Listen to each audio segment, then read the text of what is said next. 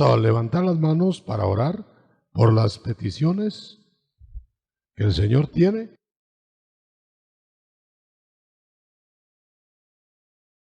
Gloria a Dios.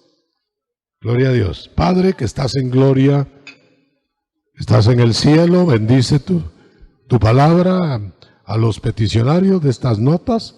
Respóndele de acuerdo a tu poder, de acuerdo a la fe que cada uno tenga. En el nombre de Jesús. Amén y amén. Capítulo 4 de Primera de Juan, verso 1. Dice, amigos míos o hermanos míos, no deis fe a cualquier inspiración, sometedla a prueba para ver si viene de Dios, porque han salido por el mundo muchos falsos. Verso 4, hijos, vosotros sois de Dios y ya habéis vencido, porque el que está entre vosotros, es más fuerte que el que esté en el mundo. Amén. Pueden sentarse.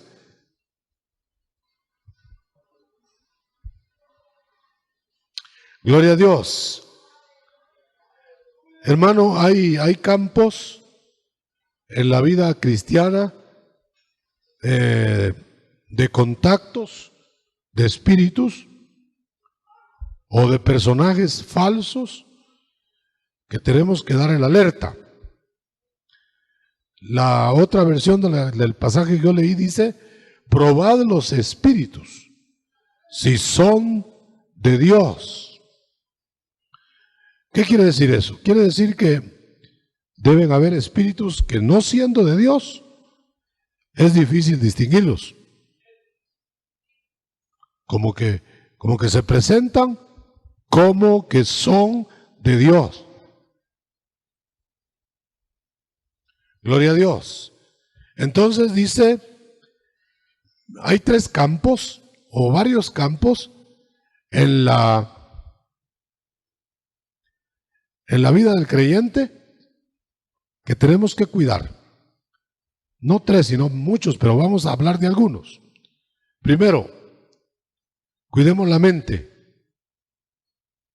Porque si hay espíritus alrededor nuestro que no son de Dios, fíjese bien, pero que se van a presentar como de Dios, nos van a tratar de engañar.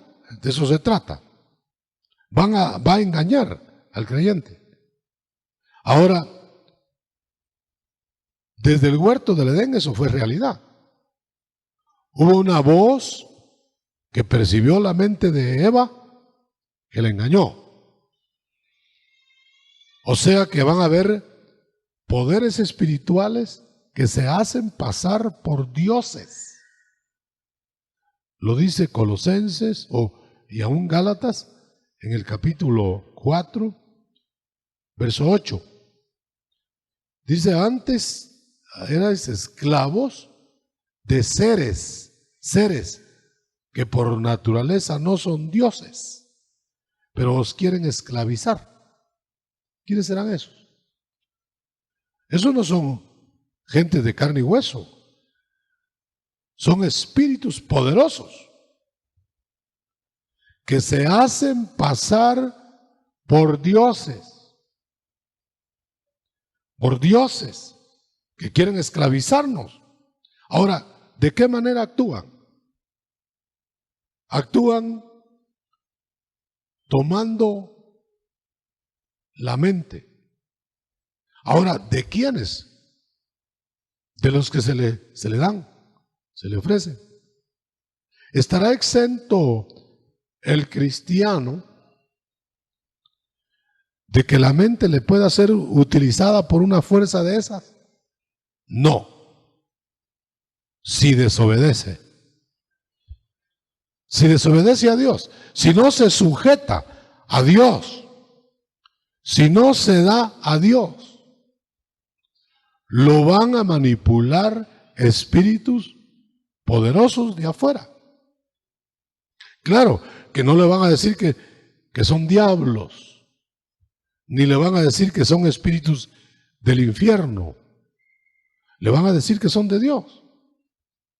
Por eso dice, probad los espíritus. Ahora, usted sabe que en el mismo mundo visible hay que probar a la gente para ver si es de Dios o no, cuando le habla como que hablara de parte de Dios. Eso es la gente. Y dice el Señor, por sus frutos los vais a conocer. No por lo que hablan, no por lo que digan, sino por los frutos, por la vida. Eso es con la gente visible. Pero, ¿qué pasa con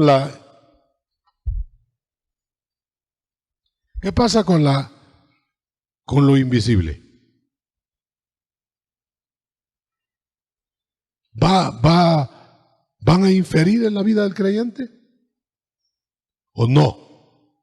Dice que el que está en nosotros es más poderoso que el que está en el mundo. Pero ¿por qué es que actúan esos poderes sobre los hijos desobedientes? ¿Por qué? Porque le damos lugar. No habría ninguna razón para la cual el Hijo de Dios tuviera que probar los espíritus si vienen de parte de Dios, si no quieren participar con ellos. Hay otro campo, la carne del creyente, el cuerpo que tiene apetitos, deseos, a veces bajos deseos, vicios, malos hábitos, taras. Todo eso pueden estar en el creyente, porque no lo han eliminado en el espíritu, no han sometido eso al espíritu. Entonces, esos poderes espirituales actúan sobre la carne, exacerbando los deseos bajos. Hay que cuidarse de eso. Ya dijimos, cuidarse de los que se hacen pasar por dioses. Pero también están los espíritus que directamente están estorbándote sabiendo tú que son diabólicos. Porque la gente, mi hermano, no distingue los espíritus. Si al creyente le cuesta, ¿cómo será al no cristiano? Lo maneja. El mundo entero está bajo el poder del maligno. Está bajo el poder del diablo, hermano. Todo el mundo. Ellos se complacen en el pecado. Se complacen en la vida licenciosa. Se complacen en ofender a Dios. Y ahí parece que no les pasara nada. Pero nos preocupa los espíritus que están pululando, persiguiendo a los cristianos, que le abren la mente a supersticiones, a malas enseñanzas, a errores, doctrinas diabólicas, cultos al enemigo de las almas. Un cristiano puede caer, por ejemplo, está buscando una vía sobrenatural para sanar, por ejemplo, del cuerpo. No la haya, por alguna razón. Entonces se va a buscar un lugar diabólico para que le den sanidad. Ahí está abriendo la puerta a un poder espiritual que lo va a engañar.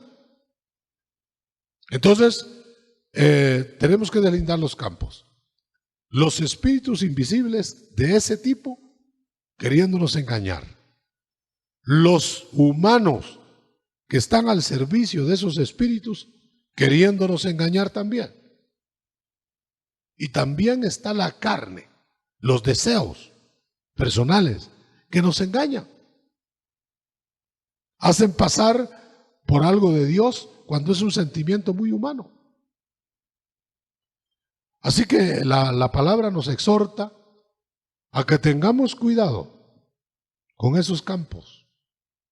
Cuando el pueblo de Israel salió de Egipto, usted se imagina que Dios, no se imagina, lo dice, envió enfermedades, problemas, ataques, plagas a los egipcios y casi los consume en la salida del pueblo de Israel. Pero lo que a mí me llama más la atención es que les dijo Dios a los hebreos: yo no les voy a enviar ninguna cosa, ninguna enfermedad de la que les envié a los egipcios. No les voy a dar eso a ustedes. Pero resulta que el pueblo de Israel sufría con problemas como los egipcios. Por ejemplo, las serpientes ardientes del desierto, venenosas. Hasta se habla de una reina egipcia que con una serpiente de esas venenosas se suicidó. Pero esas serpientes, que son como signos demoníacos, salieron al desierto a perseguir a los hebreos. ¿Por qué a los hebreos? Si era pueblo de Dios. Dios no quería engañarlos, no quería matarlos, los quería salvar, por eso los sacó de Egipto. Pero ¿qué pasó, hermano? ¿Por qué las serpientes ardientes del desierto mordían hebreos? Porque ellos daban lugar en su incredulidad, en su rechazo a lo que Dios les decía, empezaron a morir, porque las serpientes les inoculaban su veneno. Entonces vino el grito de los hebreos: Moisés, dile a Dios que quite las serpientes, porque nos están matando. Entonces Dios le dijo a Moisés: diles que no voy a quitar las serpientes, porque tienen una función: acabar con los desobedientes o darles una lección de fe. Entonces siguieron las serpientes ardientes mordiendo y matando, mordiendo y matando hebreos, no egipcios ahí. Pero la serpiente de metal que fue puesta en el desierto por órdenes de Dios, al verla, sanaba a los que los mordían la serpiente. Quiere decir que Dios lo que quería quitar era, o probar más bien, quiénes eran incrédulos y quiénes no. Y los incrédulos morían en el desierto, y los que creían se salvaban. Pero fíjense que esa es una salvación posterior a la salvación general, porque todos salieron de Egipto salvándolos de Faraón, pero ahora están muriendo los incrédulos dentro del pueblo de Dios. Pero se están salvando los que reafirmaban su fe. Y esos miraban la serpiente de metal y desaparecía el problema. Entonces, quiere decir que alguna función tienen los espíritus bajos, los espíritus malos, el diablo mismo. ¿Para qué estaría el diablo, hermano, funcionando si no tuviera trabajo que hacer? ¿Cuál sería el trabajo? Probar, de permitir Dios que tienten a los hombres para ver si ellos quieren o no obedecer a Dios. Y si no quieren obedecer a Dios, ahí está la perdición, la condenación para ellos. De tal manera que podemos decir que la condenación de los hombres que se van a perder es una condenación que ellos mismos se la buscaron. Ellos mismos, obedeciendo al diablo, obedeciendo a los espíritus, yéndose detrás de poderes que se hacen pasar por dioses. Miren cómo lo leemos aquí en Gálatas 4, verso 8. Vosotros os hicisteis esclavos de seres que se hacen pasar por dioses, aunque no lo son. La gente vive bajo supersticiones, poderes de esto, poderes del otro, que los están acechando, persecuciones supuestas. Porque aparte estamos hablando de las verdaderas acechanzas humanas, de los enemigos de Dios. Estamos hablando de espíritus sobre esos seres.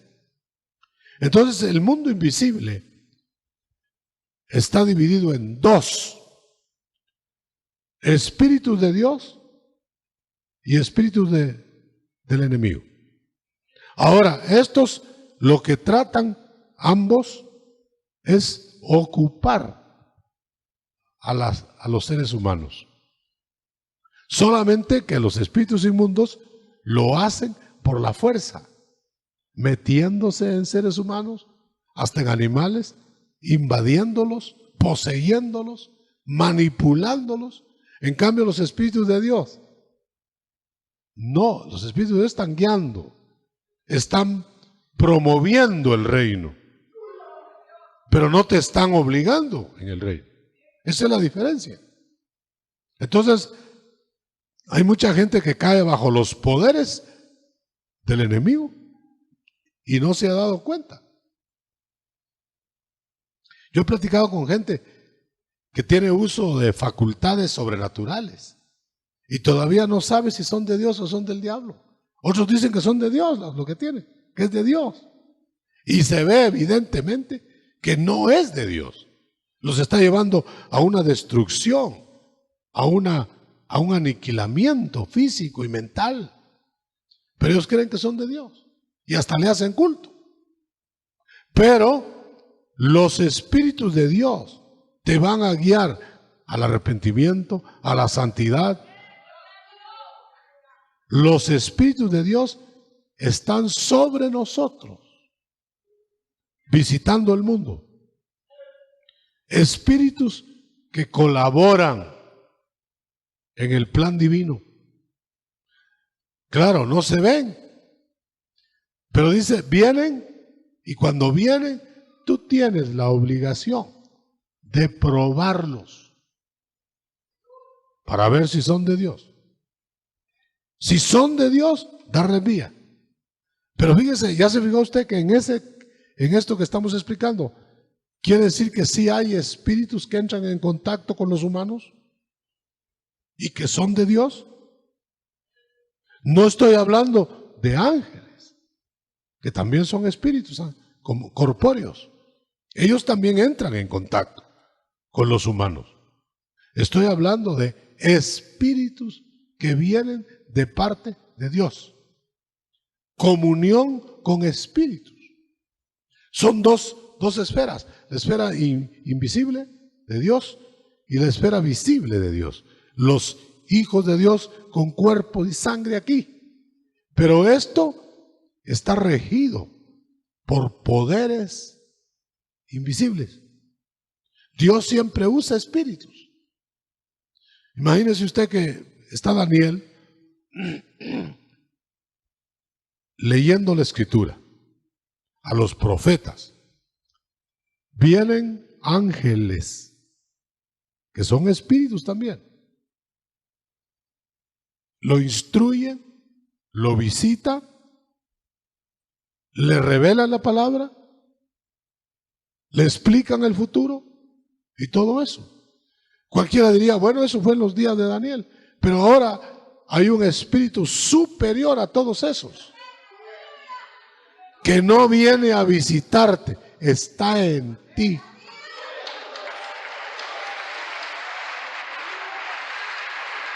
Ahora, ¿por qué si está en ti no te enseña? ¿Por qué si está en ti no entra en ese contacto contigo? ¿Será por culpa del Espíritu? No, hermano. El Espíritu tiene todo poder ahí. Es por culpa nuestra que no le damos el terreno. Le reservamos, le quitamos la mente y la ponemos en otra cosa. Entonces ya no usa la mente, el espíritu. Le quitamos el sentimiento y ya no usa los sentimientos. Y luego le quitamos el cuerpo y ya no le ofrecemos los miembros para su servicio. Entonces vienen otros poderes y los ocupan. Esa es la realidad, hermano. Porque Dios para eso dejó a su Espíritu Santo, para que te gobierne, te lleve, te traiga. Es muy usual en las cartas de Pablo: yo fui a Jerusalén porque me llevó el Espíritu. Dice, en otra dice, por visión yo fui a tal parte. O sea que en aquellos días esos siervos se guiaban por Espíritu Santo. ¿Será posible, hermano, que ahora en este tiempo de la iglesia puedan venir ángeles y visitarte? No es en el Antiguo Testamento que dice, muchos sin saberlo hospedaron ángeles. Luego dice también que en los días de Felipe, principio de la iglesia, un ángel lo fue a traer a Samaria y le dijo, ve al desierto. En los días de la iglesia al principio, el Espíritu Santo hacía oír su voz y le decía, súbete a ese carro. Y le decía a Pedro, ahí te buscan 3 personas, ve con ellas, porque vienen de parte mía. Hablaba el Espíritu Santo. Ahora, ¿por qué hoy no habla? ¿O por qué no va a hablar ahora? ¿Y por qué no van a venir ángeles, aunque no los veamos, y se suman al culto nuestro? La época es la misma de los días de Felipe. Desde que la iglesia empezó, debe tener la misma tónica. Lo que pasa es que nosotros le quitamos el alma, el cuerpo y el espíritu de la atención a los espíritus de Dios. Entonces, cuando el Señor hace algo, hermano, utiliza espíritus. Va a apresar al anticristo, envía un ángel. No lo apresa a él. Y así podríamos tomar ejemplos. Va a hablarle al pueblo de Israel, envía a un Ezequiel con el poder de Dios, con el mensaje de Dios. Va a hablarle al pueblo de Israel en los momentos más difíciles, envía un Elías haciendo maravillas, un Eliseo. O sea, utilizando espíritus encarnados, como lo somos nosotros los humanos. Nosotros somos espíritus encarnados. O sea, que primero se creó el espíritu y luego tuvo cuerpo y vivió aquí. Luego va a salir el espíritu del cuerpo y va a vivir al destino que le toca. Y al final todo va a ser esfera de diferente dimensión. O sea, que esto corporal, así como está aquí, es temporal, hermano. Es un paso. Pero desafortunadamente, nosotros no hemos entendido que tenemos que darle espíritu, alma y cuerpo a Dios para que lo ocupe. Veamos el ejemplo con Cristo, el Hijo perfecto. Viene con voluntad propia, viene con deseos humanos, sin pecado, pero con deseos humanos, con fatigas humanas, cansancios humanos, con todas las limitaciones que él aceptó. Pero el Señor le quería usar en toda la extensión, el Padre. Entonces lo lleva a las etapas siguientes. Primera, le pide siendo espíritu. Le pide primero su asentimiento para ir a redimir al hombre. Entonces le dice, heme aquí, Señor, yo voy a hacer tu voluntad. Oyó eso, un diálogo de espíritus.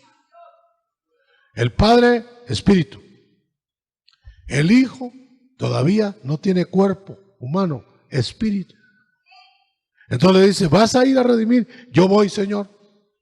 Entonces te haré cuerpo.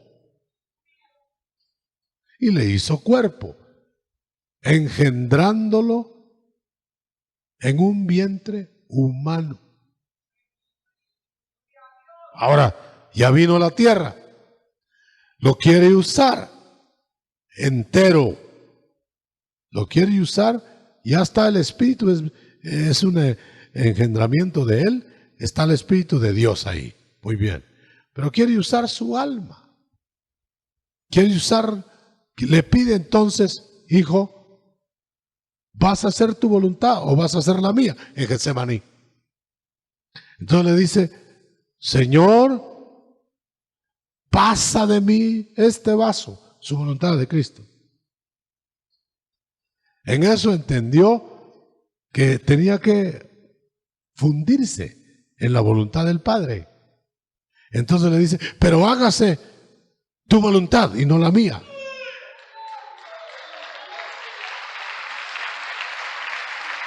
Ahí se rindió en alma. Ahora, estábamos oyendo ahora el estudio del bautismo de agua. Fíjense que Cristo en el Jordán fue bautizado en agua. Pero en el bautismo de agua vino al mismo tiempo o enseguida el bautismo del Espíritu, la unción. Entonces la unción le tomó el alma. Sin embargo, todavía no había llegado a Getsemaní la rendición total del alma. Por eso dice la Escritura que él fue consumado en el sufrimiento, o sea, complementado como humano. Él aprendió, dice otra versión, en el sufrimiento aprendió a obedecer, o sea, a fundir su voluntad con la del Padre. Ahora, cuando él ya había rendido espíritu y alma, bien oíamos hoy en la mañana, hoy en la tarde, el agua del bautismo no te hace rendir el alma, pero te la ministra para que tú la empieces a dar para el cambio del alma. Cristo en Getsemaní le dio su voluntad al Padre. Ahora, hagamos un paréntesis. ¿No será el mismo recorrido nuestro, el de Cristo? ¿No será que un día tomó tu espíritu el Señor? Y tú dijiste, Señor, yo quiero hacer lo que tú dices que debo, quiero vivir como tú quieres que viva. Pero oiga, ¿lo empezó a hacer usted así y siguió haciéndolo así? No me va a decir que sí. No me va a decir que sí. Porque es posible que todos los propósitos en ese momento estuvieron, hermano. Lloramos, nos rendimos en la conversión, pero no empezamos a vivir automáticamente como Dios quiere. Tuvimos que ir rindiendo, y eso sí lo estábamos haciendo, rindiendo el alma. Ahora, usted conoce cristianos que rinden cada día su alma al Espíritu de Dios. Porque ahora hay un detalle. Ahora tenemos al Espíritu Santo adentro, convertidos. Antes teníamos solo el Espíritu vivificado, el nuestro. Pero el Espíritu nuestro vivificado no es suficiente para dominar el alma. Por eso la voluntad humana se estrella contra el alma. Pero ya tenemos otro elemento, al Espíritu Santo adentro. Ahora, si le damos el alma a que el Espíritu Santo la domina, hermano. Pero el Espíritu Santo no va a tomar desde adentro tu alma sin decirte nada. Es decir, no te va a obligar. Dame, hijo mío, tu mente, tu alma. Te la está pidiendo. ¿Qué tal si le dices que no? Y hay quienes le dicen que no. Yo creo que muchas veces le hemos dicho con el actuar al Señor que no. Bueno, dice, entonces no. Y lo único que se pierde es bendición para uno. Pero resulta que, como ese es un proceso, estamos rindiendo el alma, rindiéndola. Pero oiga, hermano, por favor, mientras no rendimos el alma al Señor, y es un proceso largo, hay quien esté interesado en ocupar las áreas esas por la fuerza. Esos espíritus que te estoy diciendo. Pero miles de demonios se le metieron. Solo un hombre. ¿Cuántos estarían velándolo ahí? Y aquel que dice que le echaron fuera al espíritu inmundo, pero no se arregló el hombre y fue a traer 7 peores y entró otra vez ahí. Quiere decir que los espíritus están velando desde afuera, hermano. Pero gracias a Dios que si nosotros nos rendimos al espíritu, no entran. No entran. Si esto no fuera verdad, no habría ser sobre la tierra, ni los cristianos, que no resultaran endemoniados a cada rato. ¿Quién no falla? ¿Quién no hierra? Y ahí se entrarían los demonios.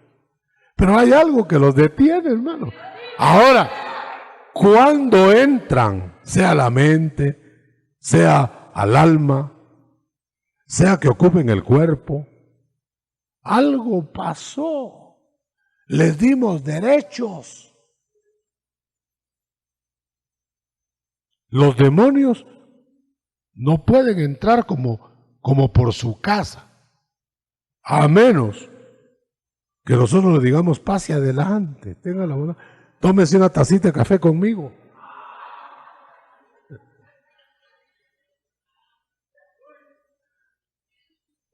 ¿Usted cree que si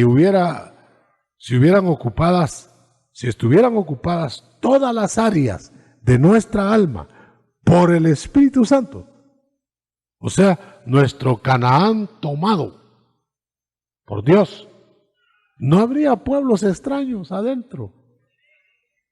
No habría reyes nativos, carne, haciendo estragos en nosotros.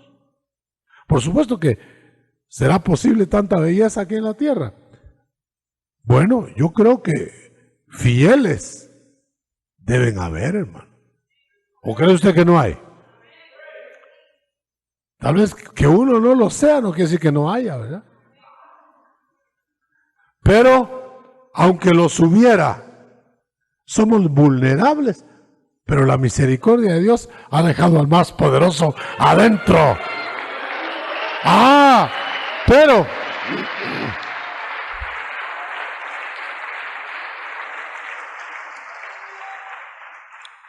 ese poderoso de adentro que podría repeler todos los ataques de los poderes de afuera. ¿Por qué no siempre los repele? ¿Por qué resultan personas desobedeciendo a Dios, de su pueblo, y resultan con invasiones de espíritus? ¿Por qué Dios permitió eso? Dice que el pueblo de Israel, hay una figura, nunca creyó que el enemigo entraría por las puertas de Jerusalén, pero entró por ahí, porque se las abrieron.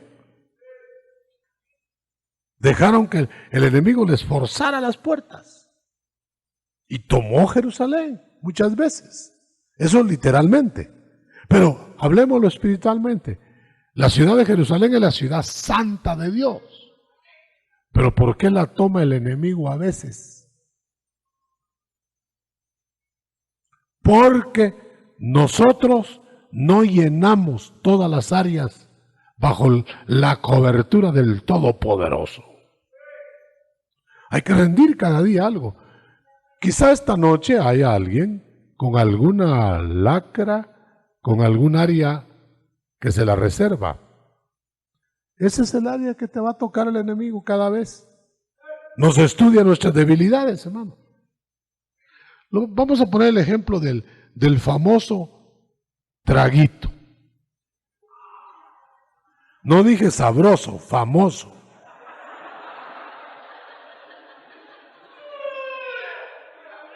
Vaya, viene el enemigo y tal vez aquí haya hermanos que ni en el mundo tomaron porque les caía mal el alcohol.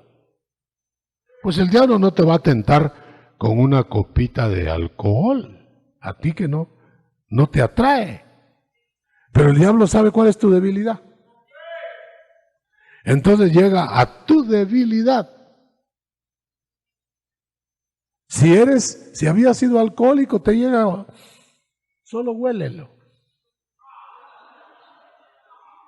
O te dice, ni santa cena tomes. Nota. Bueno, hay otro que no le hace ninguna mella el alcohol. Entonces le pone faldas a la tentación. Pero hay a quienes tampoco las faldas les asustan. Le pone negocios, amor al dinero, le pone interés a lo que no vale la pena. Y ya lo tiene. Muy bien. ¿Cuándo irá a terminar la tarea de la toma del alma por el Espíritu? Lo que dures tú resistiéndolo. Insisto más, el Espíritu no va a ocupar áreas que tú no le cedas. Dame, hijo mío, bueno, una versión dice, tu mente. Algunos creen que la mente ya la puede tomar el Señor. No, te la pide. Dame tu mente. Bueno, si te la pide es porque no la quiere tomar sin que tú se la des. Ahora, ¿dónde se mantiene tu mente? No dársela es tenerla en otra cosa, hermano. Entonces el Señor dice, yo te quiero hablar, pero está usted pensando en otra cosa. No te habla. Ah, estás ocupado. Bueno, ahí te hablo después. Pero el Señor quiere estar hablándote. Elías tenía problemas a cada rato, lo atacaban todos los reyes y todos los principales. Pero siempre que cogían a Elías, el Señor venía sobre Elías, su espíritu, y siempre vencía a los enemigos.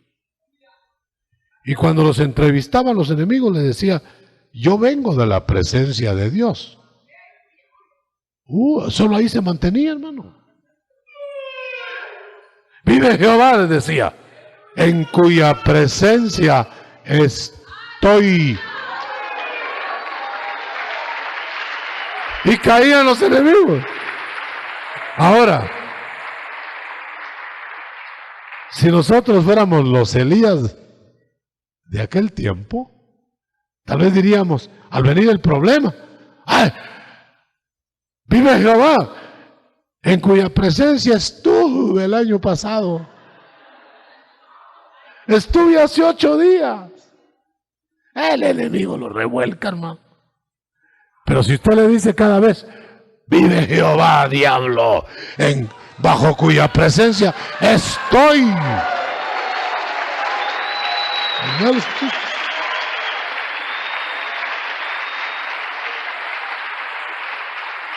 Bueno, cuando Cristo entregó el cuerpo,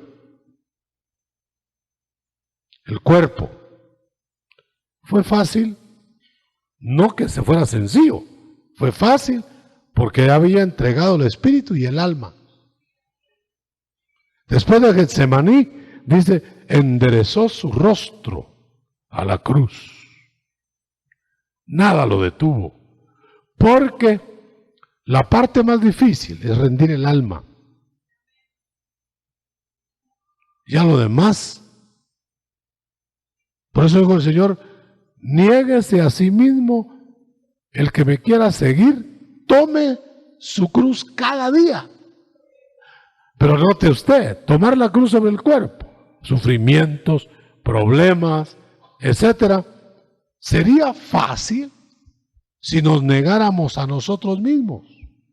O sea, si el alma estuviera rendida al Espíritu Santo. Entonces, nosotros iríamos a hacer la voluntad de Dios con el cuerpo. Lo que pasa es que tenemos intereses en el alma que batallan contra el espíritu y le hacemos lado a lo temporal. Bueno, los espíritus malos, no te quiero ni que te vayas a provocar un insomnio esta noche, ni que tampoco te descuides. Los espíritus inmundos están alrededor tuyo. Y te voy a decir algo más fuerte. El diablo anda como león rugiente. ¿Alrededor de quién? De los impíos. De nosotros. Viendo a qué horas nos puede devorar. ¿O cree usted que el diablo anda detrás de usted para saludarlo? ¿Qué tal amaneciste, hijo de Dios?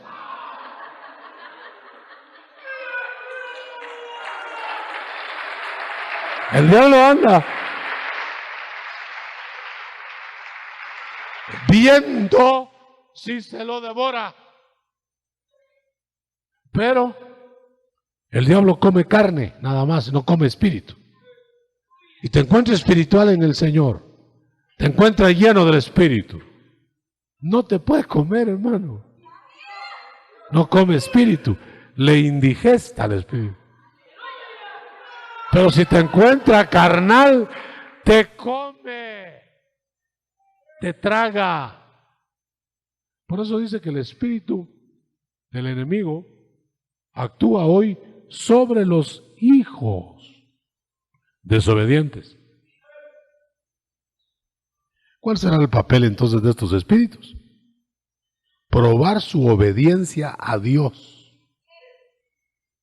Deuteronomio 13 lo dibuja magistralmente. Y dice Deuteronomio 13, si un profeta tomado por espíritu, porque los profetas deben estar tomados por espíritu, o por Espíritu Santo, o por espíritus del mal, profetas falsos. Pero sean los verdaderos profetas o los profetas falsos, están tomados por espíritus. Entonces dice, si ese profeta te da señal, te dice una verdad o te pronostica algo, fíjese bien, él lo va a leer en casa después. Y eso que te digo se cumple. Dice, aún cumpliéndose, pero que te lleva a algo que te aleja de Dios y te lleva a otros dioses. Dice, no le creas al tal profeta, porque es Dios el que te está probando para ver si amas su palabra y no la del otro. Así lo dice Deuteronomio.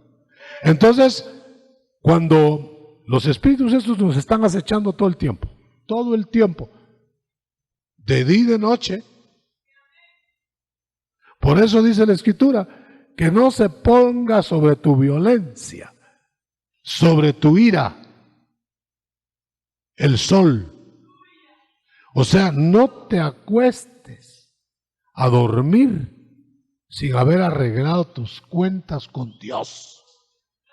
Porque en el sueño, en la pasividad del sueño, te acechan los enemigos espirituales. Claro, no pueden entrar. Si aunque tú te hayas airado y aún hayas pecado, pero te arreglas, porque esa es la virtud que tenemos, que el pecado puede alcanzarnos, pero arreglo tenemos. Y nos cogemos de la mano del Señor. Y entonces dice que no se ponga ese pecado hasta dejarlo para otro día, porque en la noche te acecha al que le estás dando derechos, porque a renglón seguido dice, no se ponga el sol sobre tu enojo, no deis lugar al diablo. Es solo para decirle en la noche. Si se pelea de día, arréglese de día también. Que no le caiga el sol de ese día para, ay, después me arreglo. No. Es mejor a cuentas, hermano, porque puede que no amanezca en este mundo. Alguien dice, no, todavía falta mucho para que el Señor venga a hacer juicio. Pueda que falte mucho o poco, pero para que tú o yo nos muramos, ¿cuánto faltará? No sabemos. Hay personas, hermano, que dicen, a mí me queda mucho, ahí mismo se quedan y se van. Ahí mismo. Tengo para largo, para largo se queda.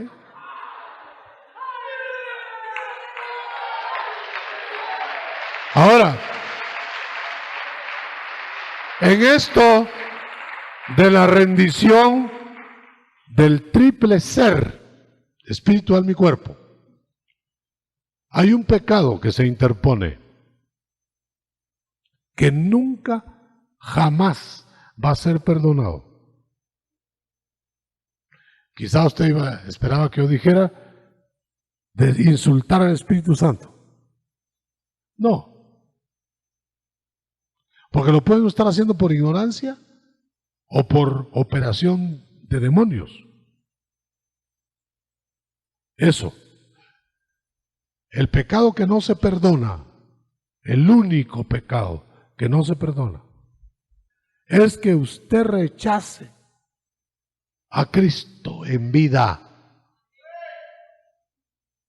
Entonces, si lo está rechazando y rechazando y rechazando y está vivo, todavía puede ser perdonado. Pero si usted rechaza al Espíritu Santo que lo está invitando para que le muestre quién es Cristo y se muere físicamente, ese pecado lo llevará al infierno. Si esa persona en este siglo lo comete, es decir, se le ocurre morirse antes de rendirse a Cristo, no se lo perdonan jamás. Si lo comete en el siglo venidero, que no es la eternidad, porque en la eternidad todo está arreglado. El siglo venidero es cuando venga la era mesiánica. Entonces, el que haga ese mismo pecado allá, tampoco será perdonado, jamás. Porque por eso dice la Escritura, hay que entenderlo. Esa blasfemia de rechazar al Espíritu Santo para que le muestre a uno a Cristo no se perdona ni en esta vida ni en la venidera. Ese es el único pecado que no le van a perdonar si se muere con ese pecado. De ahí todos los demás pecados. Imagínese usted, si hubiera más pecados, ese mató 7, 10, 8, o saber qué cosas peores hizo, y se arrepiente antes de morir, se lo perdonan.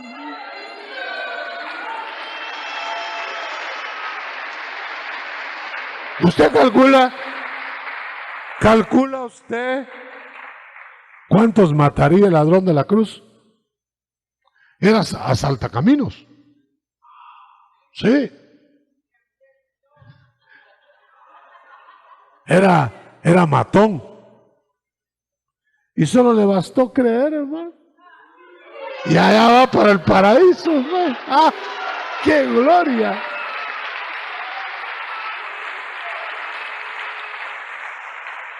Ya el Señor no le dio tiempo ni de probarle a los hombres que de veras se había convertido.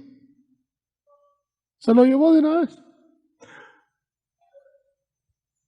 Quiere decir, hermano, que esta es una amnistía, indulto. Ahora bien, yo voy a terminar con eso. Mire, indulto no es que usted pague los delitos. Ya se puede imaginar que le dijeran a usted, ¿cuántos mataste, hijo? Yo maté 2. Muy bien. Si tú no los levantas de la tumba, no te voy a perdonar. Ya estaría condenado ese. Si tú robaste una cantidad fabulosa y ya no la pudiste devolver porque no pudiste ya, era demasiado. No tienes que ver cómo la consigues y la pagas. Si puedes, hazlo. Pero no, eso no sería perdón. Eso sería devolver lo que robaste. Pero perdón es favor inmerecido. Ya lo hiciste, hijo. ¿Qué vida llevabas antes? ¿Te manipulaban los poderes esos dioses falsos? Sí, Señor. Y hiciste cosas terribles, ¿verdad? Sí, Señor, tú sabes qué hacía. ¿Cómo no? Señor, llegué al colmo, hice eso. Sí, hijo. Yo te indulto. Solo cree en mí.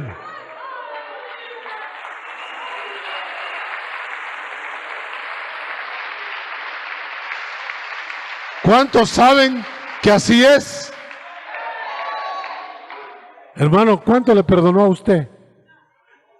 A lo mejor fue una cantidad de 7 cifras, o tal vez poco.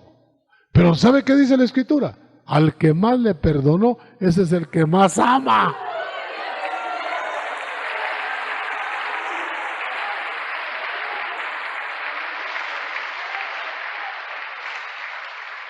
Mire, se querría poner de pie aquí esta noche el que considere que ama más al Señor que todos los demás.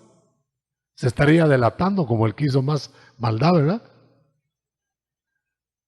Pero si hubiera aquí personas que tienen en su alma, ¿quién sabe si el Señor me ha perdonado? He sido yo terrible. Seguramente no me van a perdonar, o me van a dar un rinconcito en la orilla del cielo con el infierno.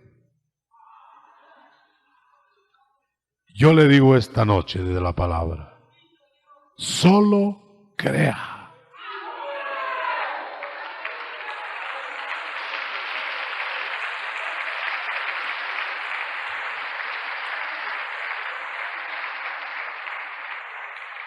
¿Haría usted más maldades que el ladrón de la cruz? ¿Usted ha leído lo que hacía Saulo? ¿Haría usted peores cosas que Saulo? Yo creo que todavía no ha matado cristianos. Yo creo que todavía no ha incendiado iglesias y no ha arrastrado hombres, mujeres y niños por creer en Cristo, ¿verdad? Y dice que Pablo lo tomó el Señor estando así, como muestra de que a quien no podrá perdonar. Démosle un aplauso fuerte. Aleluya.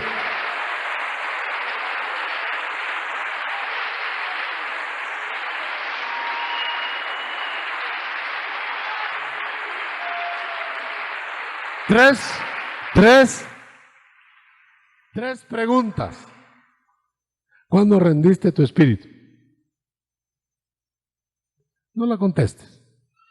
¿Cuándo rendiste tu alma? ¿Y cuándo rendiste tu cuerpo? Solo voy a medio contestar por la causa del tiempo. Tu espíritu lo diste cuando el Señor entró a tu corazón y te convertiste. Ya el espíritu de Jesús se hizo uno con el tuyo. Y es de Él. Espíritu. El alma todavía está en proceso, ¿verdad?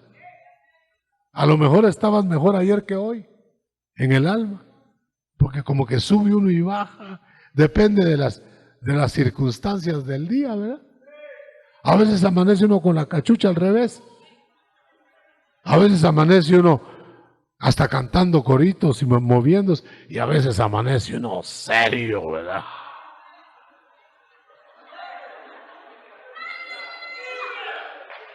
Ahora, ¿cuándo vas tú o yo? ¿Cuándo vamos a entregar el cuerpo?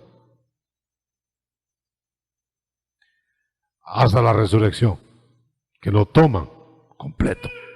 Ahora, mientras no llegue la resurrección, cuida las áreas del alma, la mente, los sentimientos y la voluntad. El Señor va a permitir cosas que no querría permitir, pero que tú las permitiste. Y para darte una lección, Él deja que sucedan. Te voy a poner un ejemplo en un minuto. Le dijo al pueblo de Israel: yo les quiero dar un rey conforme a mi corazón. Y estaba preparando a David. Fíjese bien. No, nosotros queremos un rey pero que sea así, así, así. Le dijeron, ¿cómo? Dijo Saúl, el buscaburras lo hace muy bien. Les dio el buscaburras. Ahora, ¿sería la voluntad de Dios? No. No y sí, ¿verdad? En la soberanía, dijo, bueno, yo dispongo de darles uno, pues, ese, ¿cómo lo quieren? Así, ahí está. Y los echó de cabeza, hermano. Yo me pregunto,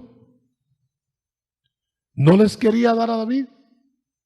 ¿Y por qué les dio a Saúl?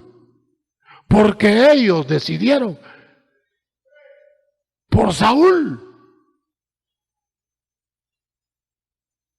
Y entonces Dios dijo, bueno, yo después, en su soberanía, después le voy a dar a David a su tiempo. Pero van a aprender inolvidablemente la lección con Saúl.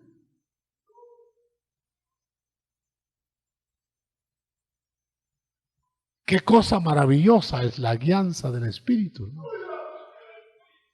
Con razón, en cierta ocasión yo oí en mi mente la voz que me decía, de parte de Dios, yo quiero lo que tú quieras. Y yo no entendí, hermano. ¿Cómo así? Dije yo, lo que yo quiera. Si tú tienes un capricho, y eres hijo, y le dices, Señor, yo quiero eso, yo quiero eso. Juan, ¿qué muchachitos berrinchudos y malcriados? Yo quiero eso, yo quiero eso, yo quiero eso. Y te voy a dar el ejemplo, yo quiero eso. Te lo da Dios.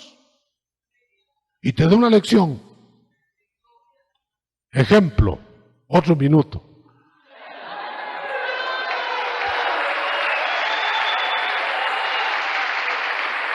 Les dio maná en el desierto. Les dio maná, maná, maná, maná. Ay, Señor, solo maná. Sí, es que yo les quiero dar maná porque es el pan del cielo. Sí, pero ay, ya nos aburrimos de ese menú. Señor, queremos carne, queremos carne, queremos carne, queremos carne, queremos carne. Ah, ¿quieren carne? Otra vez la pregunta, ¿era la voluntad de Dios darles carne? Pero se las dio. Y le salía hasta por la nariz, dice. Pero, oiga, eso debilitó sus almas. ¿Querrá Dios debilitar tu alma? Pero te la puedes debilitar tú con tus necedades.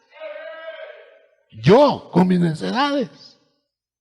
Entonces, no me puedo quitar de la cabeza que el arca del pacto, que era la presencia de Dios, adentro del arca, era la presencia de Dios. El arca del pacto era una cajita, la presencia de Dios estaba adentro.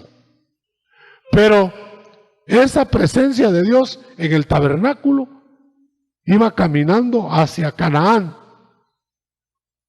Esa era la voluntad de Dios, que esa arca, esa presencia de Dios llegara a Canaán.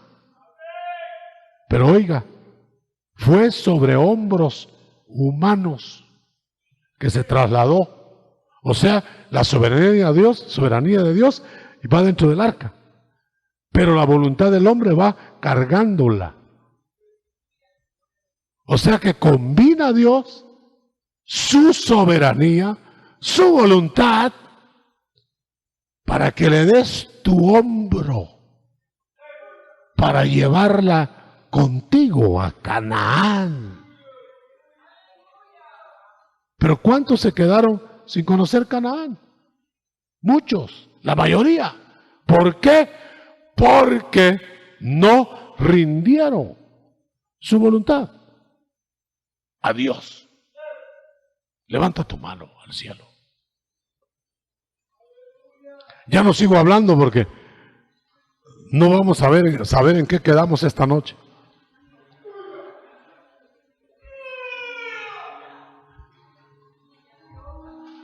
¿Qué vas a rendir? ¿Vas a ser un cristiano nominal? Soy cristiano porque mi espíritu ya es de Cristo. Pero ¿cómo vives? Entonces tu alma no está mojada.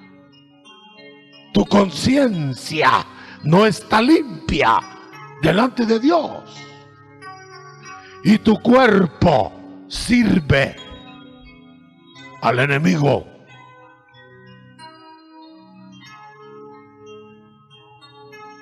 Y Dios no va a salvarte solo el espíritu, ni va a salvarte solo el alma. Va a salvar tu ser completo. Entendámoslo, hermano, por favor. Levante su mano. Entendámoslo. O corremos hacia Canaán para que la voluntad de Dios esté siempre sobre nosotros, o nos vamos a quedar en el desierto